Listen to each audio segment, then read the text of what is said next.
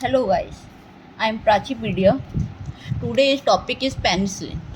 Penicillin एक वो चीज़ होती है जो ब्रॉड स्पेक्ट्रम एंटीबायोटिक होती है। इसका सबसे ज़्यादा ब्रॉड और ये एक बैक्टीरियोसाइडल होती है। बैक्टीरियोसाइडल वो चीज़ होती है जो सेल वॉल की सिंथेसिस को इनहिबिट करती है। जैसे कि मैंने लिखा है, आप देखिए कि broad spectrum antibiotic penicillin and bacteriocidal antibiotic. इसका काम क्या होता है? इनहिबिटिंग सेल वॉल की सिंथेसिस को कम करना, जो आप लोगों को भी पता है कि सेल वॉल का क्या होता है वर्क। अब आप जानिए कि जैसे कि बीटा लैक्टम की रिंग्स जो होती हैं उसमें ये आता है। ये आपको एक बीटा लैक्टम का मैंने स्ट्रक्चर बना के दिया है। आप जानते हैं कि बीटा लैक्टम बैक्टीरिया, यहाँ पे NH लगा के इसको बैक्टीरिया को हम बनाते हैं। ये होती है पेनिसिलिन, वो एंटीबायोटिक होती है जो फर्स्ट एंटीबायोटिक थी जो अलेक्जेंडर फ्लेमिंग ने 1929 में पेनिसिलियम नॉक्टम फंजाई से बनाई थी। इसका स्ट्रक्चर आप दो चीज़ों से मिलके बनता है, एक तो बीटा लैक्टम से और दूसरा इसकी रिंग जो फ्यूज होती है वो थायोजोडिनिन से। जब हमने इन दोनों चीज़ों को फ्यूज़ किया तो हमारा ये स्ट्रक्चर ऐसे बना।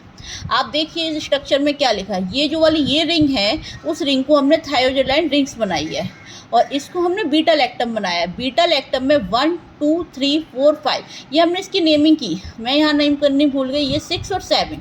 अब आप समझ गए ये इसका है स्ट्रक्चर ऑफ पेनिसिलिन।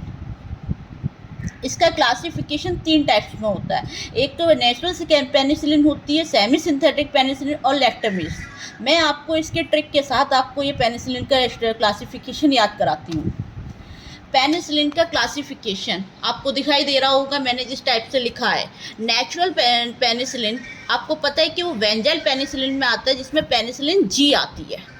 और तीसरा आप दूसरा सिंथेसिस से पढ़िए, बीटा लैक्टमेज इनिवेटर। इसकी एक ट्रिक है, सुनिए। बेटा लेकर कलुआ ताजमहल में सुलह आया। ये मैंने आपके लिए खुद ऐसी ही ट्रिक बनाई है। बेटा लेकर का मतलब क्या हुआ? Beta lactamase इनिवेटर।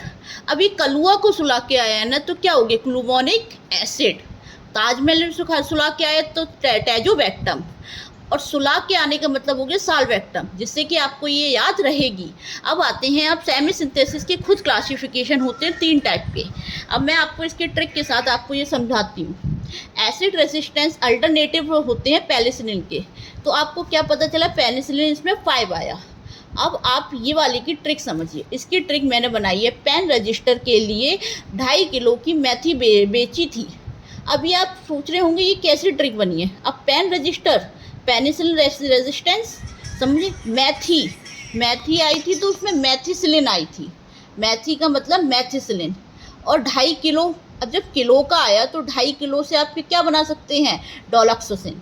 अब आपको ये बना, आप आ गए इस पे। इसमें ना खुद ही 3 टाइप में बना क्लासीफाई की जाती है। एक तो अमीनो पेनिसिलिन, दूसरा कार्बोक्सिलिक पेनिसिलिन और तीसरा यूरिडो पेनिसिलिन। अब अमीनो पेनिसिलिन में क्या क्या आता है आपका? एमिसिलिन, बेसिलिन, एमोक्सिलिन। एमी वैक्सीन के लिए अपनी मौसी के यहाँ गई थी। अब ये इसकी ट्रिक है। एमी माने क्या हुआ आपका? अमीनो पेनिसिलिन, अपनी एम्पिसिलिन, वैक्सीन मौसी के यहाँ चली गई तो एमोक्सिलिन। ये आपकी ट्रिक हुई इसकी। ये दोनों ट्रिक मैंने एक ही में बना दी हैं, पर आप थोड़ा ध्यान से समझिए। जैसे कि कार्बन बॉक्स को कार के लिए टीका के लिए आ रहा था, रास्ते में ही यूरिनेशन आया। ये थोड़ी मजाक वाली है पर आप समझना। उसको यूरिनेशन आया और उसने पाइप में ही मजे से कर दी। आपका क्या मतलब? अब जब कार्बन बॉक्स है तो मतलब कार्बोक्सी पेनिसिलिन। अब जब उसी कार में आ रहा था तो कार का मतलब क्या हुआ आपका? आप बताइए। कार का मतलब उसका कार्बन पेनिसिलिन। टीका तो मतलब टिकारियम। अब यूरोडो का मतलब यूरिनेशन आ गया उसको जब यूरिनेशन आया तो आप जानते हैं यूरिनेशन क्या होता है। तो यूरिनेशन माने आ गया यूरोडो पेनिसिलिन में। पाइप में आया तो पिप्रासिलिन, मैज में आया तो मैजिलोसिन। ये आपकी पूरी। अब ये आ गया आपका सारो पेनिसिलिन। सारो पेनिसिलिन में आपको स्ट्रक्चर मैंने आपको पेनिसिलिन का पहले ही बताया था।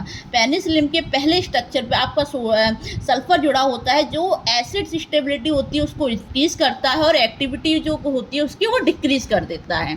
अब सेकंड पोजीशन पे इसके तुम्हारे 2 डाईमिथाइल के ग्रुप्स ऐड होते हैं, जिसका इसेंशियल फॉर एक्टिविटी और सब्स्टिट्यूशन होता है वो एक्टिविटी को डिक्रीज करना होता है। और थर्ड पोजीशन पे इसके कार्बोक्सिलिक ग्रुप जुड़ा होता है, जो अल्कोहल और एस्टर की एक्टिविटी को कम करता है।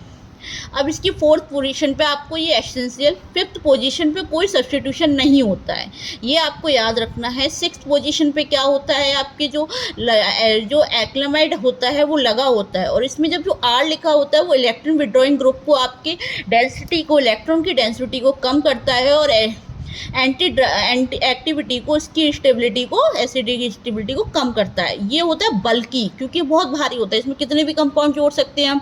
तो कंपाउंड रजिस्टर में बीटा लैक्टेमेस, ये आप समझ गए। ये जो मैंने बनाया है ये आपका बीटा लैक्टम है, दूसरा ये है, इसका है मोड ऑफ एक्शन। मैंने आपको पहले ही बताया था कि इसमें जो होता है वर्क क्या करता है, synthesis of the cell wall of bacteria. जब बैक्टीरिया की सिंथेसिस कर रहे हैं तो बैक्टीरिया किस पे डिपेंड होता है, आप भी जानते हैं कि ये डिपेंड्स ऑन द ट्रांसपेप्टिडेज एंजाइम, मतलब ये पेप्टाइडाइज को, एंजाइम को रोकने में काम करेगा। तो जो पेनिसिलिन होती है वो ब्लॉक कर देती है इस एंजाइम को, और प्रोटीन की सिंथेसिस को कम कर देते हैं, जिससे कि बैक्टीरिया डेथ हो जाती है, और जिससे कि आपका पेनिसिलिन किसी भी बैक्टीरिया में अगर आपको कोई डिसीज़ हुई है तो उसको रोकने में काम होता है, जिसकी वजह से हम पेनिसिलिन एंटीबायोटिक की तरह से खाते हैं। Thank you so much. आपको अगर ये वीडियो पसंद आई हो तो लाइक करिए, सब्सक्राइब करिए मेरे चैनल को और शेयर करिए। Thank you.